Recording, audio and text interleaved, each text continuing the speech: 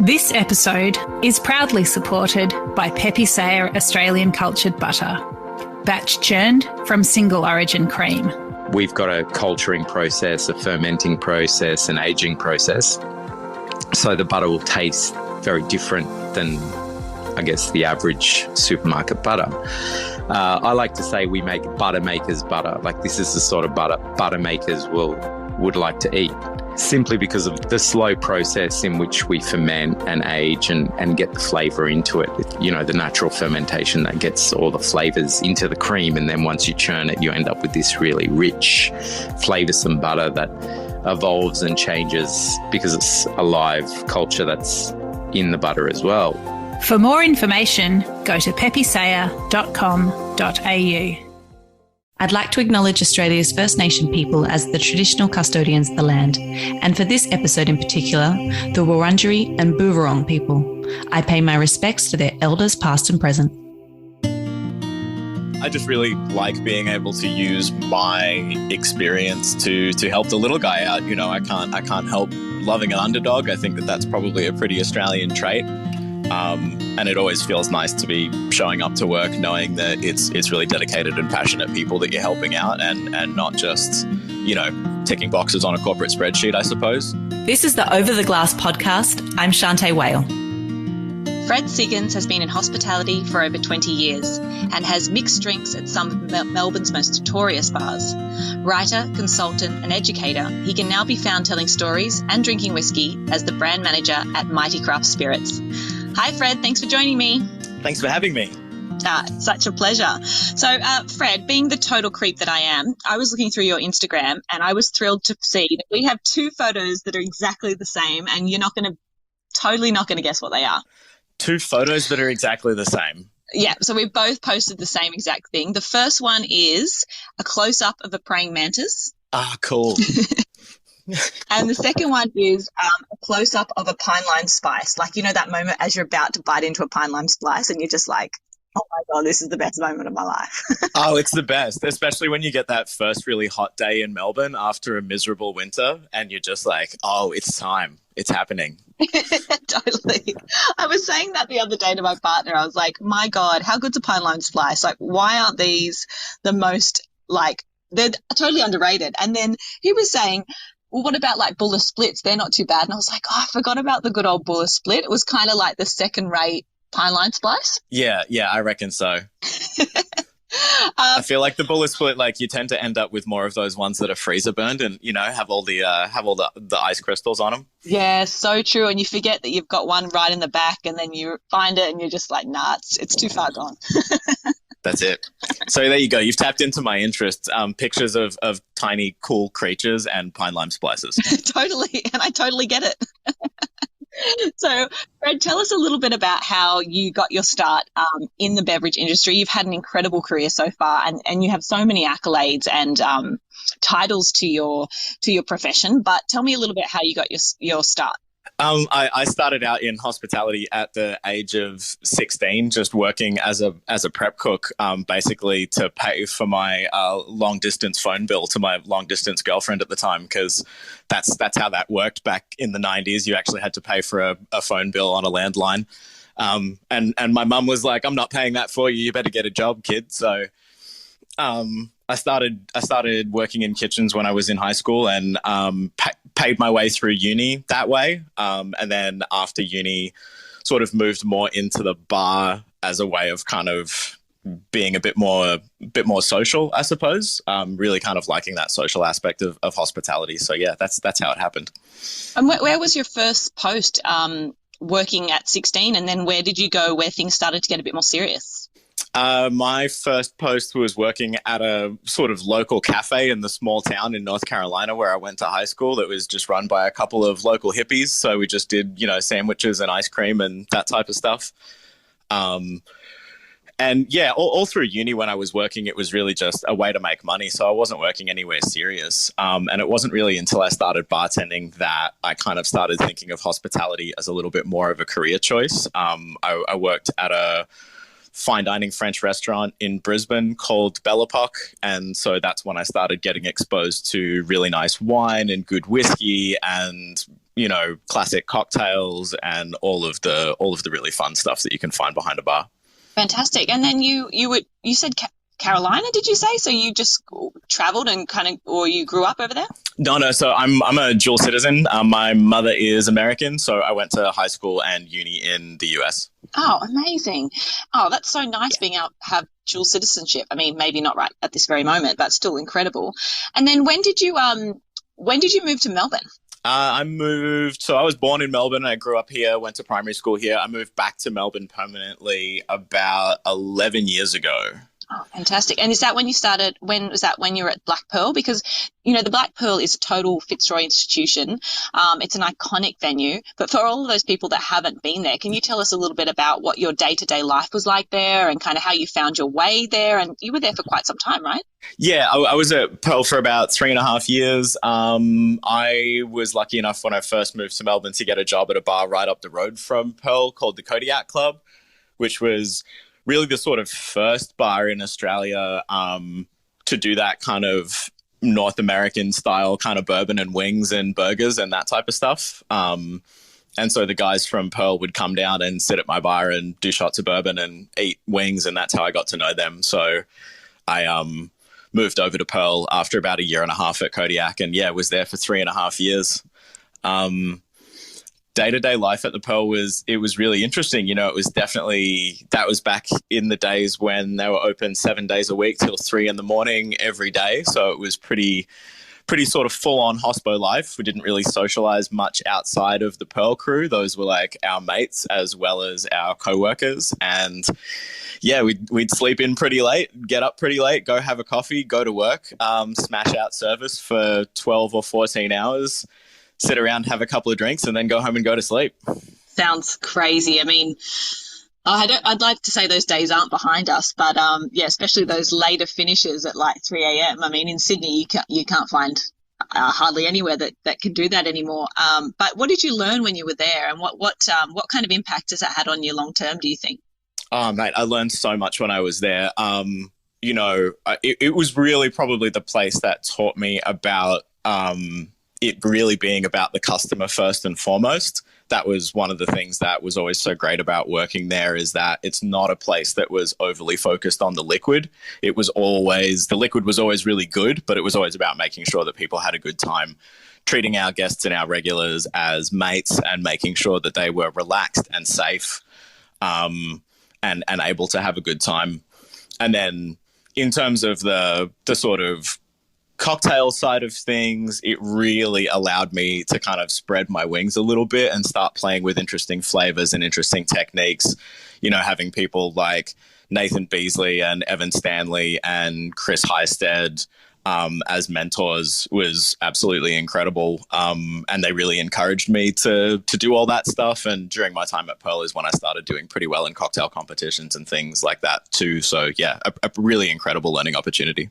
I want to touch on that because I think the world of cocktails, it's a little bit like wine sometimes, is that the people in it, it's all inclusive, and there's so many opportunities to do competitions and things like that. But for a lot of other people, we don't know a lot about it. So can you tell us a little bit about cocktail competitions? Maybe touch on a little bit about kind of internationally how they're recognized for me? Sure. Well, I mean, look, I think the real kind of raison d'etre behind cocktail competitions is marketing. It's a way for brands to get people using their product, thinking about their product, talking about their product, promoting it for them.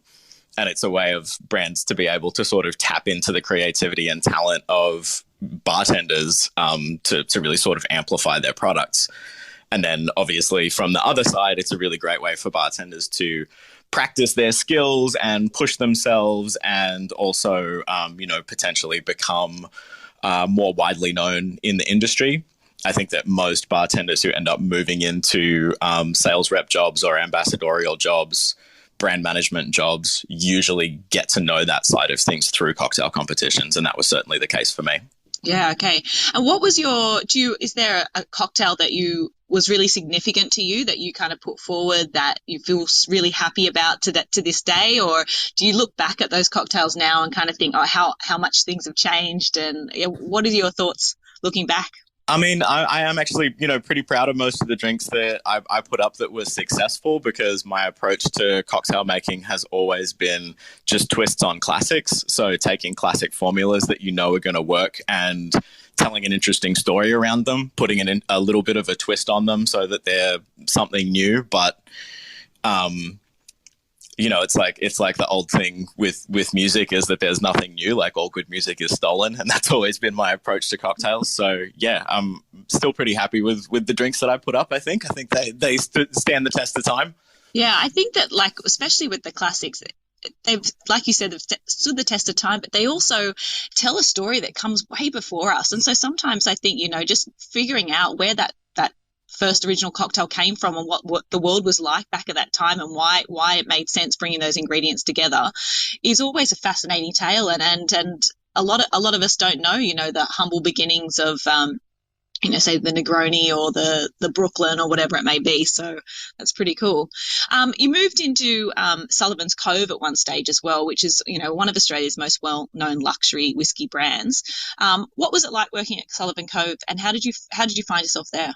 So while I was at Black Pearl, I started just working there part-time, and basically started my own kind of bar and beverage consultancy, doing sort of events management and sort of freelance brand management for startup brands. And through that, I met the managing director of Sullivan's Cove, and he decided to get me on board full-time to help out with that brand. Wow. Well, that was a smart move on his part. What do you love about whiskey, and what do you love particularly about Sullivan's Cove that you took away from there, other than it's won some absolutely amazing awards, and it is so sometimes very hard to get your hands on a bottle? Yeah. I mean, look, the thing that I love about whiskey, I think, is the whole idea of patience, and the idea that good whiskey takes time, and that if you want to make whiskey, you've got to be really dedicated to it, because it's not something that you can just crank out.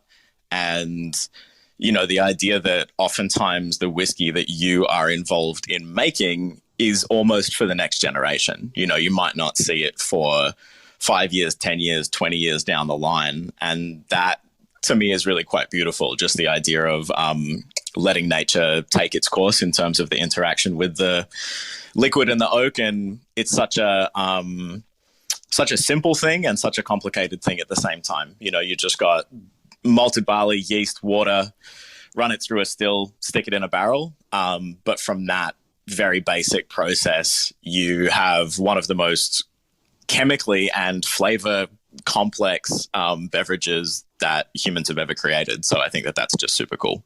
Yeah, absolutely. And they are these people that are thinking so far ahead and such a big scale, which is incredible. And it's so unselfish in a way, isn't it?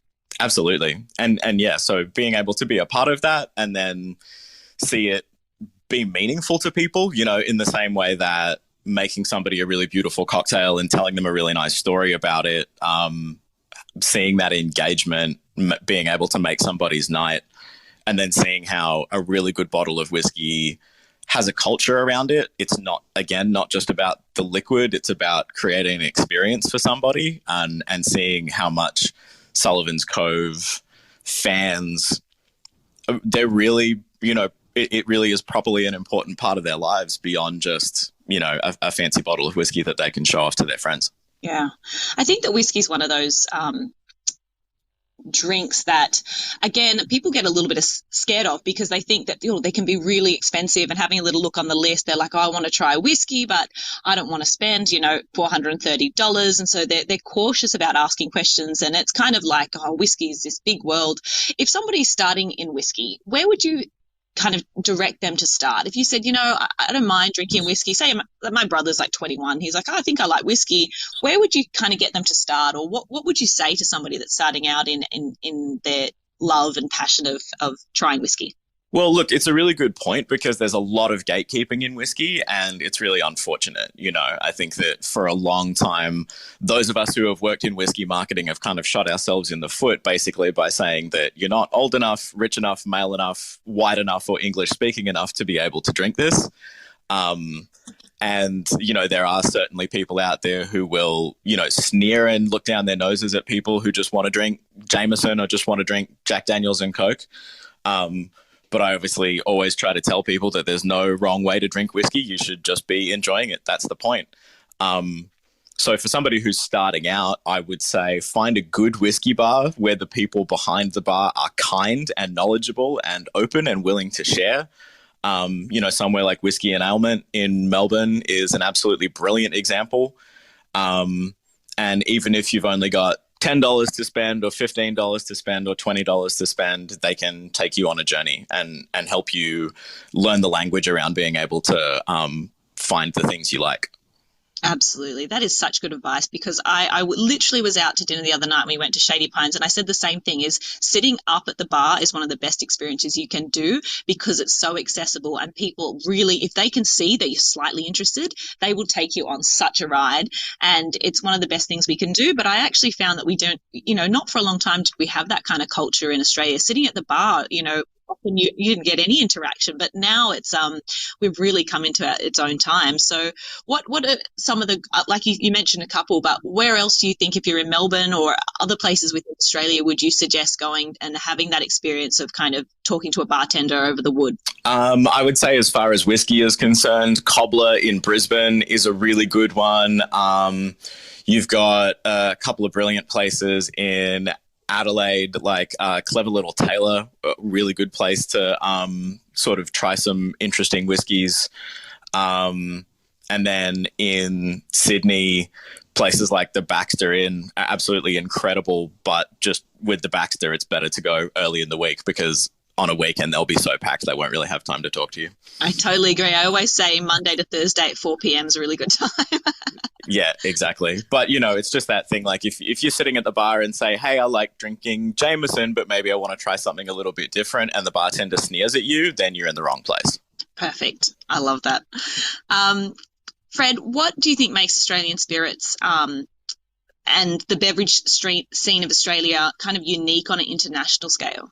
That's a great question. I mean, I'm just so excited about where Australian beverages are at right now. I feel like we're really having an absolute heyday in terms of the wine that we're making and in terms of the beer that we're making, because I feel like we have started to be less parochial about it and less, trying to imitate European styles with our wine and beer, and really kind of leaning into the beauty of the Australian climate and the Australian terroir, and being able to do our own thing.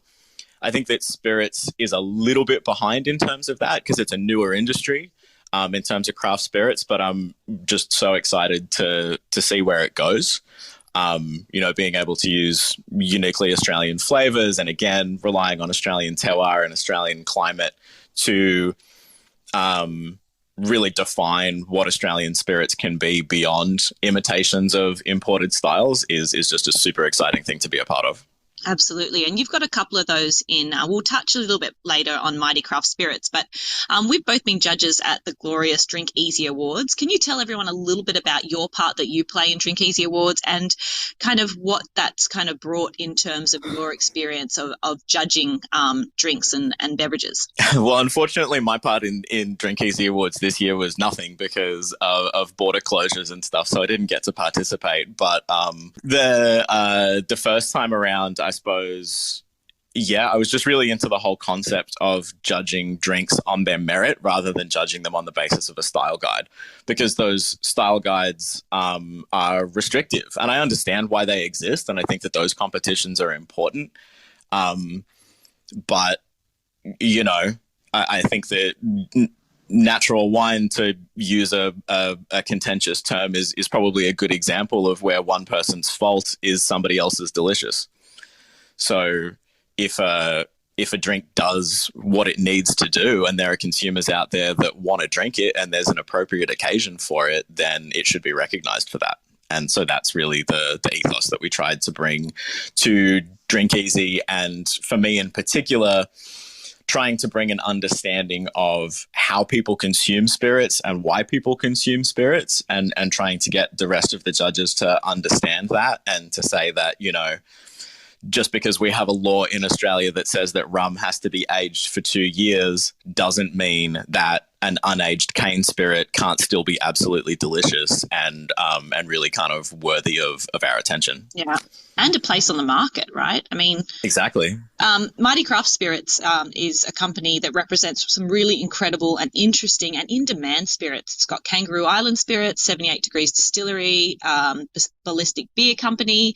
What does it mean to be a brand manager for so many wonderful companies? Well, it means I'm busy.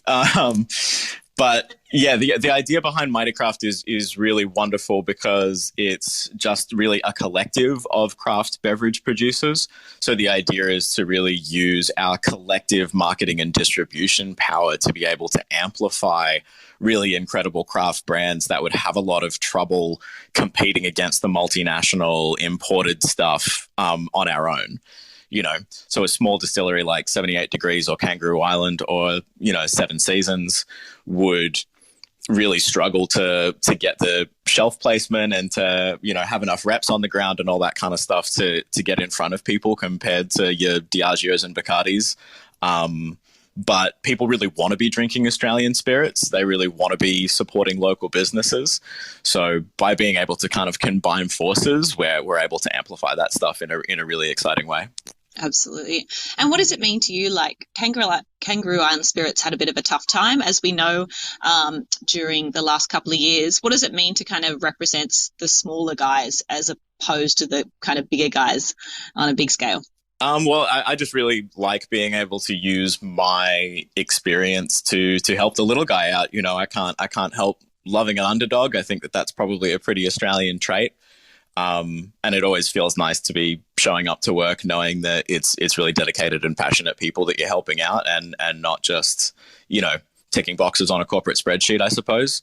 But yeah, for somebody like Kangaroo Island, who's obviously really been through the ringer, to then be able to say, look, as far as marketing, distribution, branding, all that kind of stuff that's really hard to do, logistics, like we got you guys. All you have to do is, continue to make awesome booze and we'll make sure it gets to people. Kangaroo Island Spirits uses a lot of local ingredients. With the fires that happened, what have they done to combat that? How are they recovering from that? Well, things are looking pretty good there these days, and there's a lot of infrastructure that's been built on the island now because there's been some really great involvement from the South Australian Tourism Authority and, even from the federal government and stuff in terms of recovery. So it's actually looking really exciting over there right now. The gardens have been sort of flourishing, and we've got all sorts of exciting stuff growing there, some beautiful flavors that we can use in the gins. And, there's sort of hospitality experiences and accommodation experiences that are being rebuilt. And we're actually in the process of sort of redoing our distillery and visitor center and all that kind of stuff there as well. So really, just trying to encourage people to come over and see it. Yeah, that's fantastic. And I mean, it's always been a place where it's just so beautiful to visit and incredible animals and incredible scenery. So we really need to continue to go there and make sure that that it's still a special place in Australia, right? Absolutely. Recently, during lockdown, I had some friends of mine, good friends, that decided to do a cocktail swap at home. And so we had to come up with a couple of cocktails. We dropped them off in jars and sent them around. I was kind of horrified at what I looked at in my pantry in terms of making cocktails. I've got some nice gins, some nice whiskies, and then some other stuff that sat in there and hasn't been open for about 12 years. If you were to set up a home kind of cocktail set for somebody, what are the kind of staples you should have in your cupboard?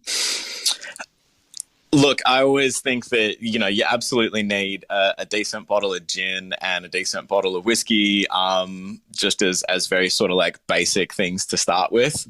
When it comes to making cocktails at home, my go-tos tend to be Manhattans, Negronis, and martinis because you don't need a lot of perishable ingredients. It's almost one of those things of like, having worked in commercial kitchens, sometimes I actually struggle to cook at home because I don't have access to all of the tools that I'm used to. And the same thing can be true in the bar, like when you don't have a commercial ice machine and you don't have, a fruit company delivering 20 kilos of citrus to you every morning. So those are the things that I tend to struggle with, like having on hand, having fresh citrus and enough good ice on hand. So I tend to go for the pretty easy ones. So yeah, a decent bottle of vermouth, always in the fridge, and always pumped if you have a wine pump and it's open. And then yeah, a good bottle of Campari or an Australian equivalent, so that you can always knock out a Negroni or a Manhattan whenever you need to. Yeah, makes total sense to me. I think the people I make cocktails for said, "Oh, they're really boozy," and I was like, "Well." Yeah, exactly. And for me, always a jar of cocktail onions as well, because I love a Gibson. Delicious. I totally agree. In terms of you doing kind of lots of kind of food, you cook, I can see a lot at home as well. I actually think that spirits and cocktails are fantastic paired with food, but it's something that perhaps we don't see as much as what I'd like to see. Have you got a pairing that you think particularly works well when you're looking at something like spirits and pairing it with food, or just something simple that is a go-to for you? Yeah, absolutely. And look, I'll be honest with you. I've actually gotten in trouble for sort of saying publicly sometimes that I don't really think that cocktails and food are always an awesome pairing, but it very much depends on the setting. I think that, martinis and oysters is absolutely one of the best things ever. And, tacos and margaritas. So there are these great, like, if you can tell a story around it and create a sort of cultural experience around it, I'm all for it. I think that my go-tos are probably whiskey and cheese is definitely one of my favorite things. Like if I'm drinking a good single malt whiskey and, in a social setting, and so that you want some snacks around, whiskey and cheese is always brilliant. Yeah.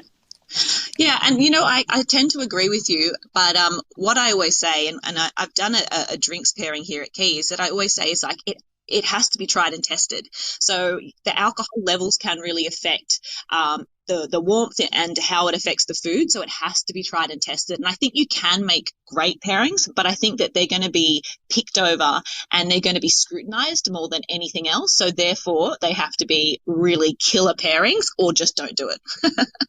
Absolutely. And look, I think the big thing is, like, when it comes to wine and beer, obviously sort of purpose built to be paired with food because they're lower alcohol and lower in sugar and generally, lower in acid. And so there's like not as many competing flavors. So if you are going to do cocktails and food, you just want big food. You want stuff that's got nice, big, bold flavors that's going to stand up to the booze and the sugar and the acid. So again, like, Mexican food and margaritas, it's going to work.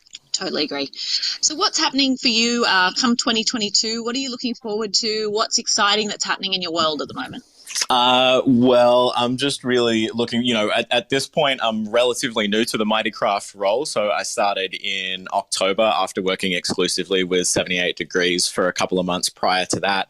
And I'm just looking forward to hopefully having a normal year where we're not constantly going in and out of lockdowns and, watching the hospitality industry start to thrive again, getting back out and doing events.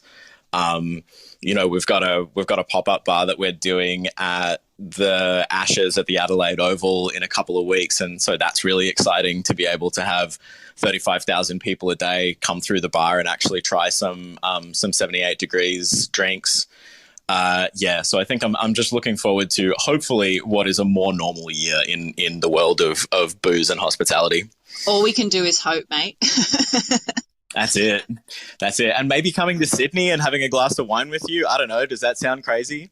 Not at all. I think that sounds like a plan. And if I find out that you're here and you haven't come to visit me, I'll be upset. Don't worry about it. It won't happen.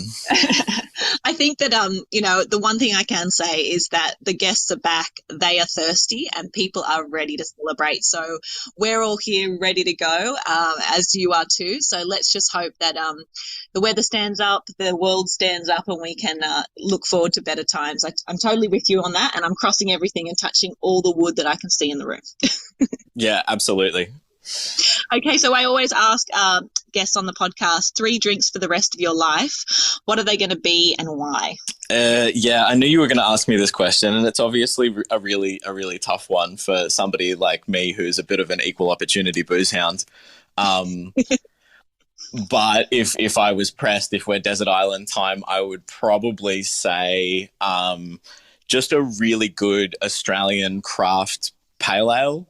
You know, something like the Mismatch Pale Ale or the Jetty Road XPA, just, you know, a good amount of fruit, a good amount of hops, a good amount of malt, something that's nice to drink on a hot day, but that has enough kind of body and interest and flavor that it'll stand up to food. Because, yeah, I probably drink something along those lines more often than anything else. Yeah. Also, definitely like some kind of Jura Sauvignon. I drink a lot of wine and I love drinking lots of different kinds of wine, but something like that has a little bit of that oxidative character, so it kind of ticks the sherry box. And I definitely drink more white than red. And I just love that kind of like weird textural, you know, a little bit sort of minerally and salty. Those are my favorite kind of white wines. So I'd definitely have that on the list. It's so good. Obviously, I would be very sad not to be able to drink all the other ones, but if I had to pick one right now, that's the one. And apart from that, probably just a really solid single malt whiskey. You know, nothing too smoky, nothing with too much sherry influence, something really kind of like honeyed and textural, you know, along the lines of like an Old Pulteney 17 or even like a Miyagikyo 12-year-old from Japan. Springbank has done some of my favorite ones. Just, yeah, something that's got that real kind of butter and honey on toast sort of thing. Those are the malts that I go for more often than not. And they also go well with pale ale, so I'd be able to at least mix it up a little bit. Yeah, I like the sound of that. That's so funny that you said butter on toast, because I was talking to someone the other day and we were talking about how some of the best Chardonnays are like you know, butter on white bread toast. So maybe it's just that comfort factor of how good is toast. Yeah, that's it. And that's why I say like not too much smoke and not too much sherry influence, because I really like to be able to taste the actual malt character of a whiskey. You know, when you can taste the sort of the original grains that went into it, that's my favorite. Yeah. I totally agree. I think they're three really solid choices, and I don't say that to anyone, so well done. Good. I'm glad I passed the test. Yeah, you definitely did. I knew you would. Fred, it's been illuminating getting to know more about you and your incredible world. I really hope our paths cross again soon. I'm counting on you to come and have a glass of wine or something delicious with me soon, so keep in touch. And thanks for making the time to chat with me today. Mate, it's my absolute pleasure. And obviously next time you're down this way, let me know and we'll go for a whiskey. Sounds like a plan. Cheers to you, mate. Thanks again. All right. Thanks. This is Over a Glass. I'm Shanteh Wale.